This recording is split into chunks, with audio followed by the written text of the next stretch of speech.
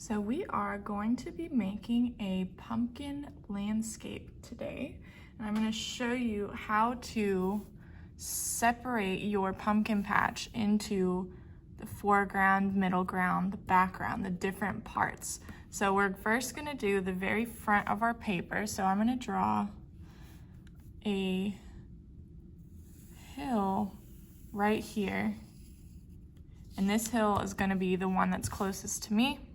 I'm going to draw one right here and then one over here. And right now, these hills pretty much all look the same. There's not really a difference between them, but I'm going to show you how we can make it seem like this part is closer to us and this part is farther away. So I'm going to start by drawing some very large pumpkins.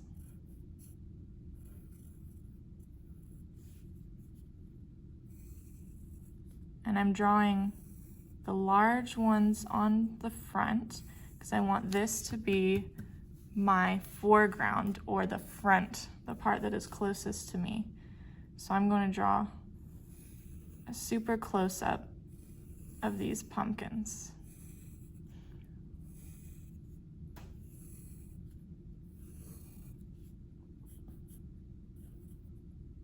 And you guys can do this however you want. You don't have to do pumpkins. You can do different things on your hills.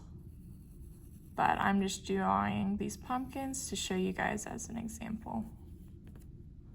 So I'm gonna put, you'll see I'm gonna color this later, and I'm gonna color some dirt patches underneath my pumpkins.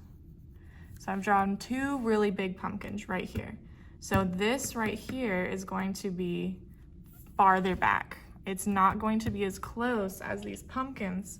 So I'm gonna draw more pumpkins over here. I wanna put more pumpkins on my picture, but I'm gonna draw them kind of medium size. I want them to seem like they're a little farther away. So I'm gonna draw some pumpkins.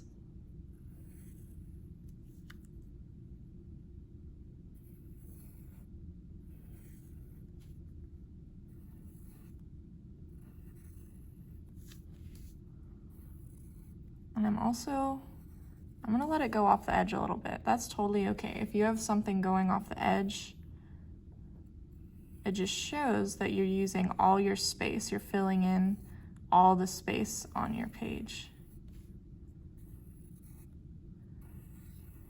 So now you can see these pumpkins are a little bit smaller. They're medium sized compared to these big pumpkins over here.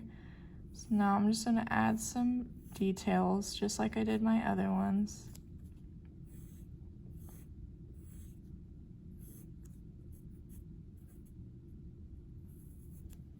And take your time with this.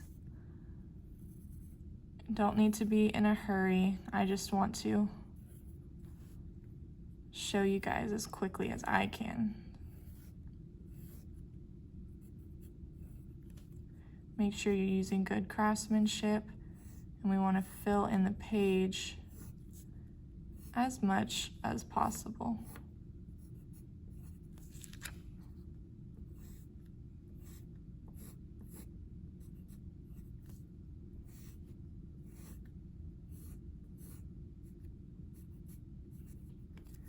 And then I'm going to do the same thing. I'm going to add those little dirt patches behind my pumpkin. And this is just artistic choice. This is just because I think that I like the way that it looks. You don't have to add everything the way I'm doing it. Make your own choices.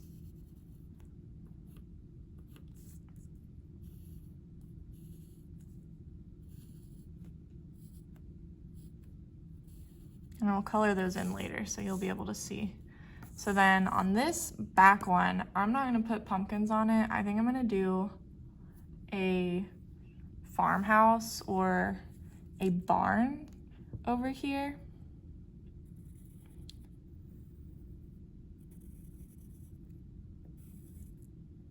So my barn is about the same size as these pumpkins, smaller than these ones.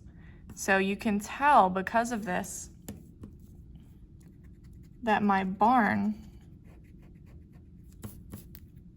is far away. It's way in the back. Because if it were right next to the pumpkins, you know, a barn compared to a pumpkin or a house building compared to a pumpkin, the house is going to be much bigger. But since I want it to be in the background, I want it to be way in the back, I made it smaller. And you can add as many details as you want. I think I want to put some flowers and different things over here, maybe some sunflowers because they grow kind of at the same time as pumpkins. You can put some details in your sky, maybe put the sun rising over here.